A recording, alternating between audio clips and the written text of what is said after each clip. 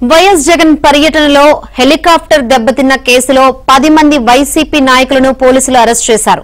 అనారోగ్యం కారణంగా మరొకరికి 41 నోటీస్ ఇచ్చారు.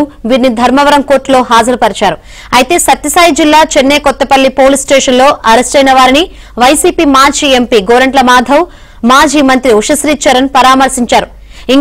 ఈ కేసులో ఇంకా పలువురు నాయకులు ఉన్నారని, వారిని త్వరలోనే అరెస్టు చేస్తామని పోలీసులు తెలిపారు.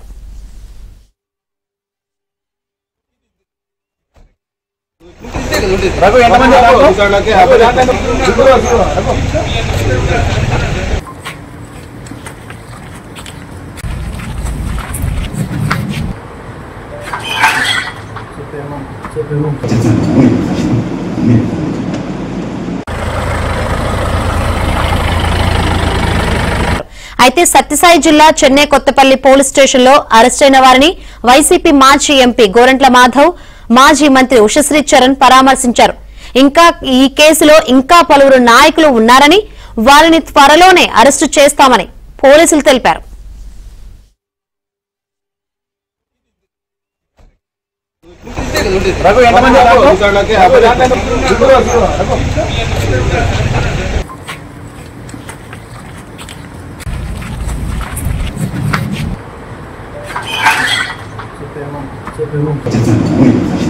Gracias.